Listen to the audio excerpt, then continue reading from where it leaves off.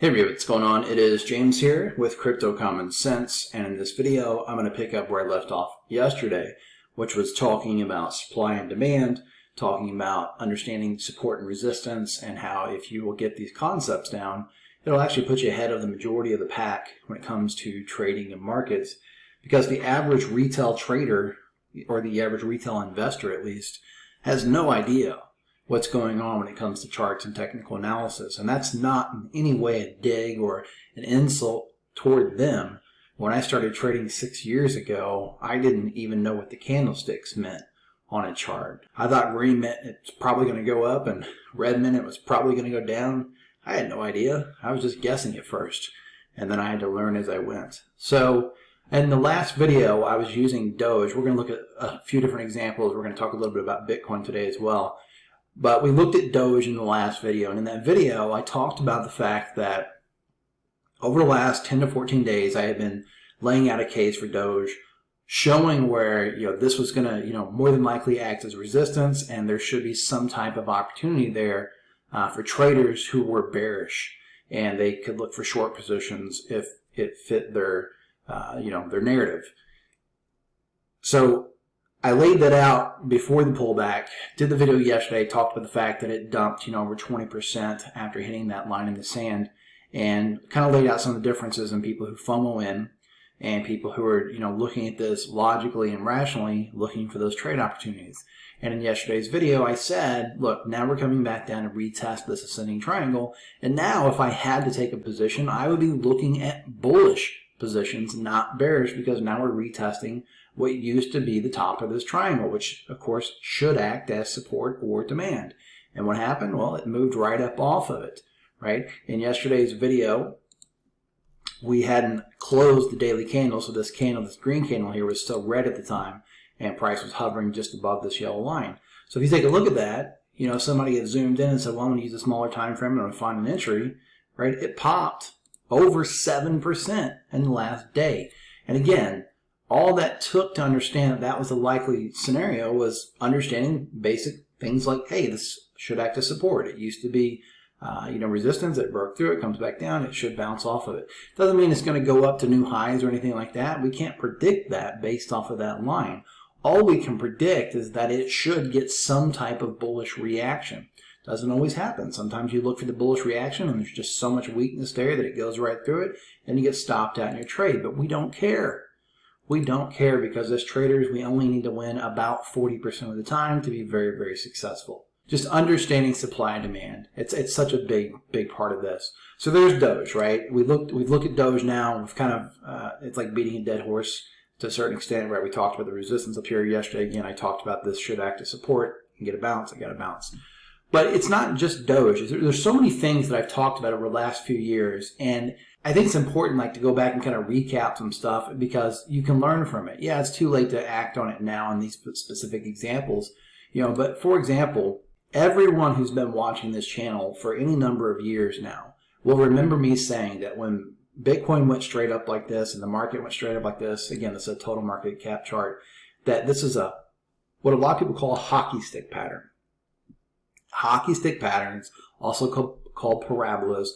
When the parabola breaks, the standard rule of thumb is you're going to get about an 80% retracement, right? Sometimes less, sometimes more, but a general rule of thumb, 80%.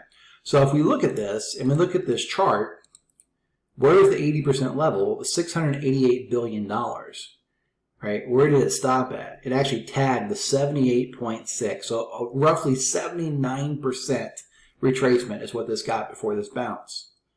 You don't need, emotions to look at that and say, I might want to look for a short-term swing trade. It doesn't mean it's going to go back to new highs. It doesn't mean it's not going to. It means that if you're a trader, you're looking for the swing, right? The swing back up to test previous levels of resistance or previous levels of supply. The other thing that I talked about time and time again was oftentimes when you make a new all-time high in a market, it's not unusual to go back down and retest the previous all-time high in a market, which was right here in 2018. Let's draw that line across. Oh, look at this. What happened? That happened to be right at that 78.6 Fibonacci level. These are very basic rules to markets.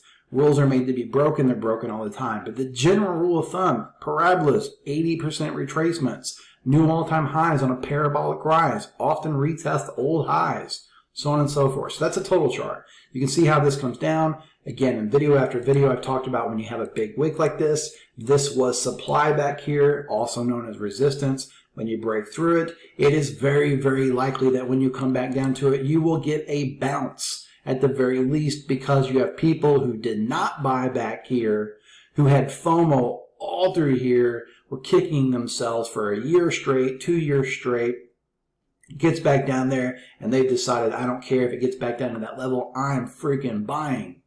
And they buy, and you get the bounce. If enough people buy, you start a new bull market, and you start a new uptrend.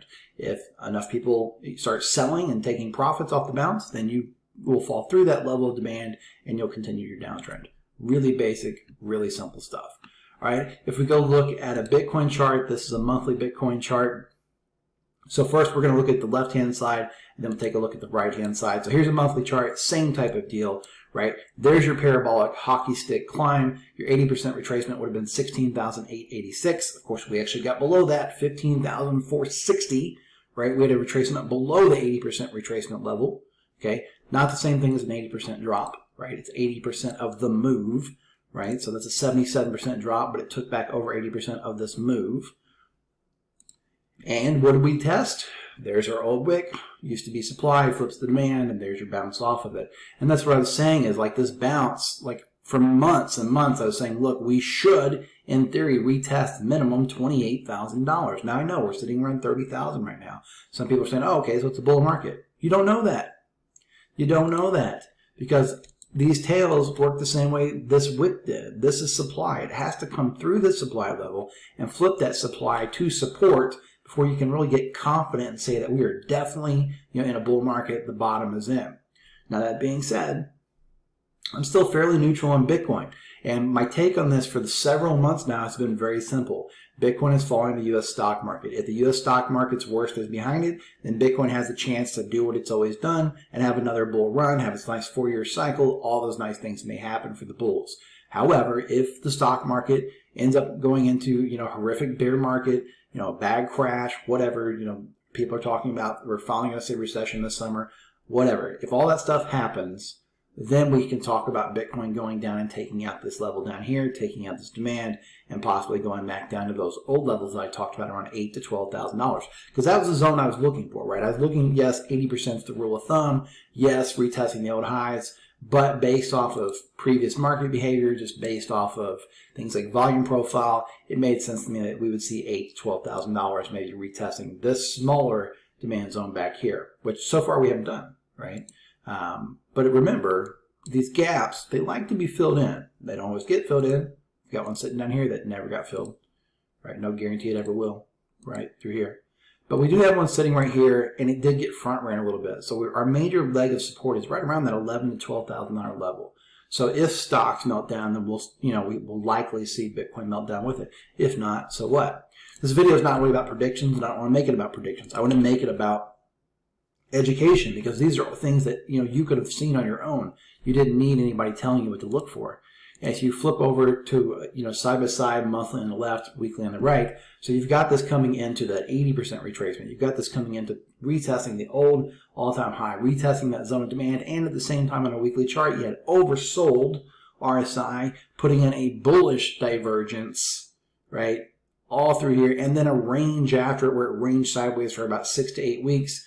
There were, many, many different reasons somebody could have taken a short-term long position. Again, I don't think somebody can realistically say I'm taking a long because I know there's a bull market. People could take a short-term swing there. People could take a position and say, look, I'm a long-term investor, right? And as I talked about in previous videos, if you're an investor, the golden pocket is between 61.8 and 78.6, which means that this entire zone through here was actually a long-term investment zone. Now, investments would be the type of thing where you buy something without a stop loss and your goal is to hold it long-term. You're okay with it going lower, temporarily because you believe long-term it's going to be worth more. Well, that whole zone tends to be a pretty good buy zone on assets. So there's nothing wrong with somebody that was buying through there and saying, well, I'm a long-term believer in Bitcoin. It's just not a position where you blindly take trades. with trades, you've got to have some kind of stop loss. You've got to have some kind of reason where you can say, hey, I've been invalidated. You know, my thesis is wrong. So there's some examples on Bitcoin. There's obviously some examples on Doge. At the end of the day, like I said, the thing is, just understand that everything is running on supply and demand. Yeah, there's some manipulation here and there, and manipulators love to use those levels and kind of push through them sometimes to stop people out. But overall, if you sit and dwell on the manipulation, you'll never take a trade because you're always worried about the big bag boogeyman coming in and ruining it for you. You just got to take the trade and realize that sometimes you're going to lose a trade that you should have won because somebody came in and did something funky in the market. Get used to it. Don't fear it. Don't worry about it. Don't stress on it. It happens. Move on to the next trade.